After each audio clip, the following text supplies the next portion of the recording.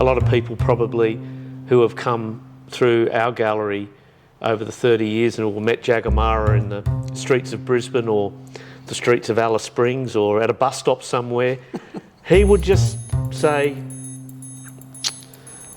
"Hello, I'm a famous artist."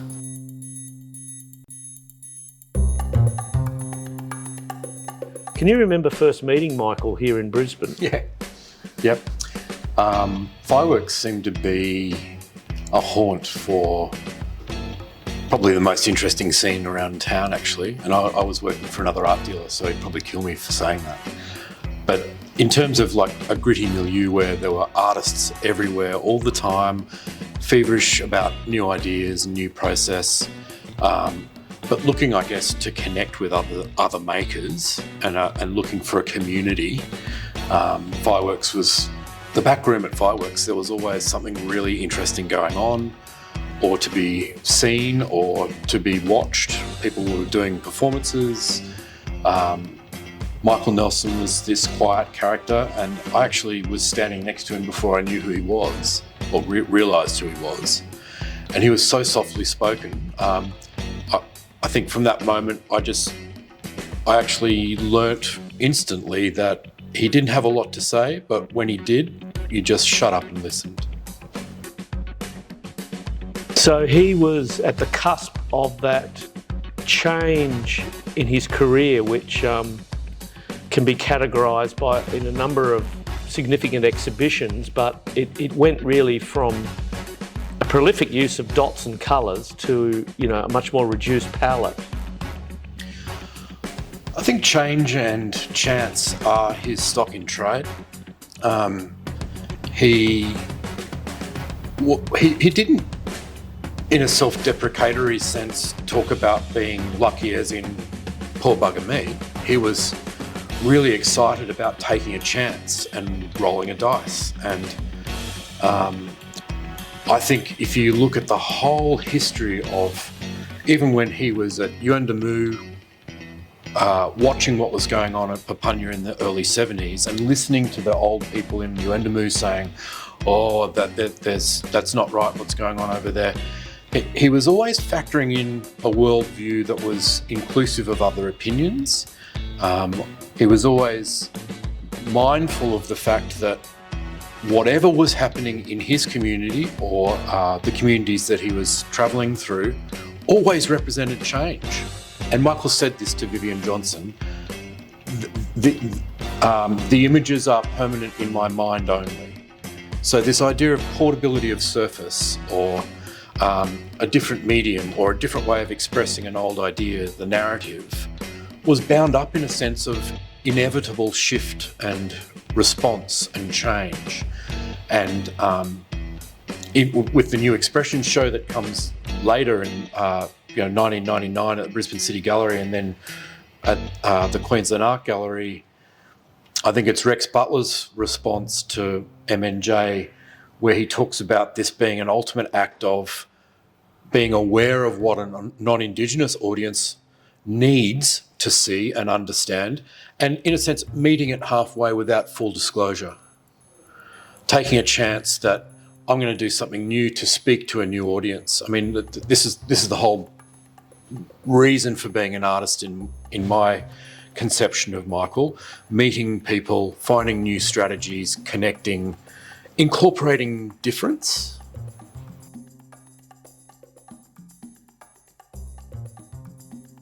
So he often started a workshop with ink on paper. Yeah. It was that immediacy of that fluid motion that got him into the zone, and I'm really glad that that continued on many other workshops and held the moment. He reminded me that the first paintings that he saw by old men at Papunya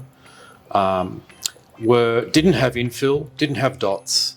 They were iconography, and then the argument was really about the level of revelation. What level of information would be permissible outside of the community? It was a sense with his Brisbane style of painting that developed that he was appropriating himself. And we're sitting on a rug and we're looking at some of his broader expressionist paintings, and they are almost of a scale of ground paintings. I remember quite vividly the moment when Michael said to me, when he looked at some of these expressionist works, it could have been in the show that you curated, do you know, this is more traditional than the dot paintings.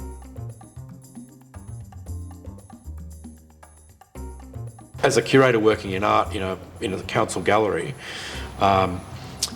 we were able to, through you again, bring Michael to Brisbane again, and he was involved in the install and the show.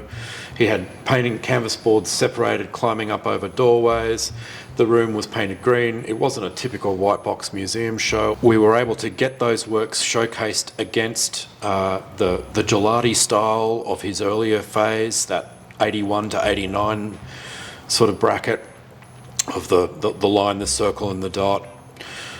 But they were just so fresh, and he was someone who wasn't trapped in a formula or... And the title of the show? Without the story, the painting is nothing.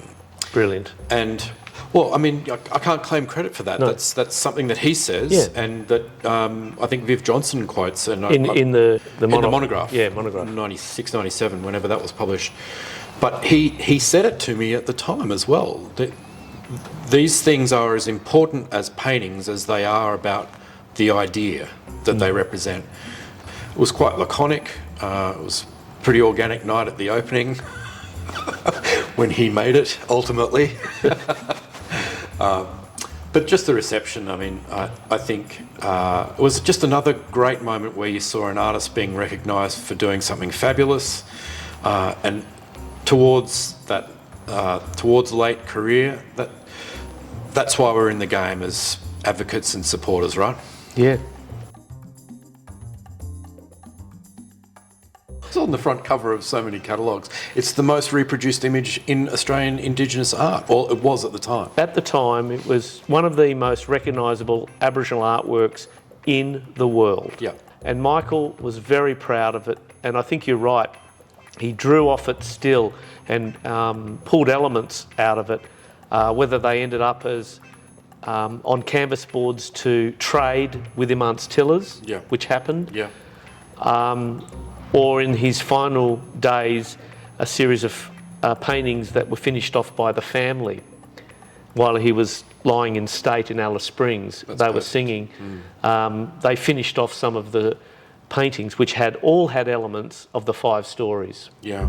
So you brought him to Brisbane to help celebrate the moment, and of course, I think making the limited edition of the work wasn't really just about the recognition factor. It was partly to recognise that resale royalty didn't exist, and he wasn't going to make a cent out of this record price. Yeah, there was no money in the record sale for Michael. He was philosophical about that because he realised that he still had the ability to trade off what he could do in the here and now, and he was still painting.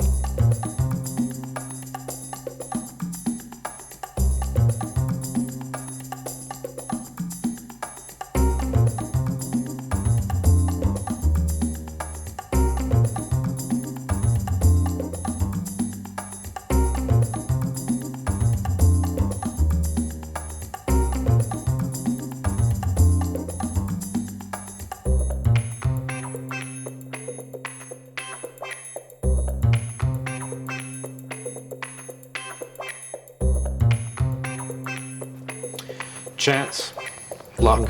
I think Petlin says in the Campfire book, he's referring to Deleuzian theory, philosophy, where you deliberately go and seek an opportunity to connect with something, not knowing what's going to come out, but rolling the dice anyway. Yeah.